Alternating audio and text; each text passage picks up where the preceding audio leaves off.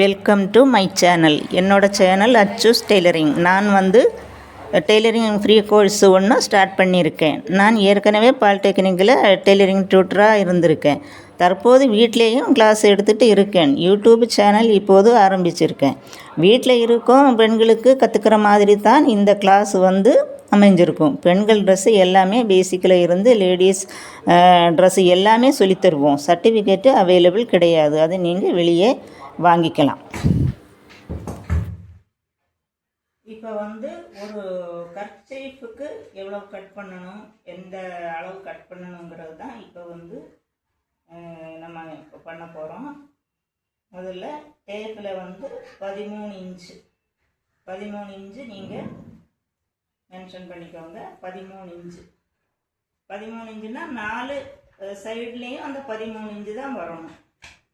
இப்போ 13 இன்ச்சில் நம்ம மார்க் பண்ணுறோம். 13 இன்ச்சுக்கு நம்ம மார்க் பண்ணியிருக்கோம். அதே மாதிரி சைடுலேயும் 13 இன்ச்சு, சைட்லேயும் 13 இன்ச்சு வரணும். அப்போ தான் அந்த ஸ்கொயரு நம்மளுக்கு கரெக்டாக கிடைக்கும். 13 இன்ச்சில் மார்க் பண்ணிவிட்டு ஸ்கொயர் போட்டோம். மறுபடியும் நம்ம என்ன பண்ணுறோம்,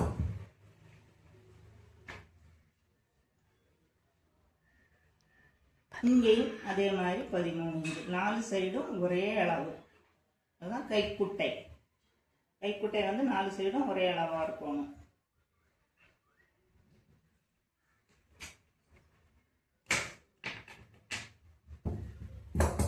நம்ம அதை கோணல் இல்லாமல் கட் பண்ணி ஸ்ட்ரைட்டாக கட் பண்ணி எடுக்கணும் இந்த பீஸை.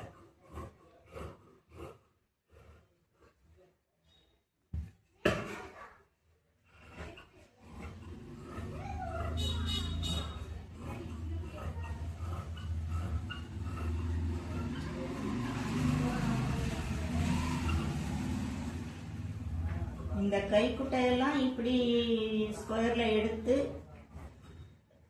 மிஷினில் தைக்க சொல்கிறது எதுக்காகனா, பேசிக்கு கூட தெரியாதவங்களுக்காக தான். பேசிக்கு கூட டெய்லரிங் தெரியாதவங்க இருப்பாங்க, அவங்களுக்காக தான் இப்படி சொல்லித்தர்றது. ஒரு சில பேர் நினைக்கலாம், ஏன்னா எதுக்குடா இந்த கைக்குட்டையெல்லாம் சொல்லித்தராங்க, ஒரேடியாக சுடிதார் ப்ளவுஸு அப்படி போகலாமே அப்படின்னு நினைப்பாங்க. ஆனால் அப்படி இல்லை. பேசிக்குங்கிற போது அந்த கைக்குட்டையில் இருந்தே ஆரம்பிக்கும். அப்போ தான் உங்களுக்கு டெய்லரிங் சுத்தமாக தெரியாதவங்களுக்கு அது அந்த தைக்கிற விதம் எப்படிங்கிறது நம்ம அதில் 4 பக்கமும் மடித்து தைக்கணும். 4 பக்கத்தையும் நம்ம என்ன பண்ணணும், ஒரு அரை இன்ச்சுக்கு மடித்து விட்டுக்கணும்.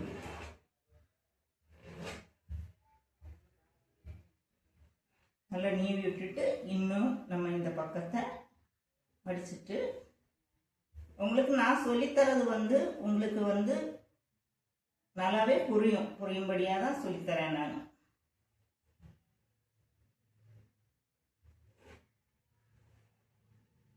மடித்து விட்டுட்டு அந்த எண்டில் தையல் போடணும்.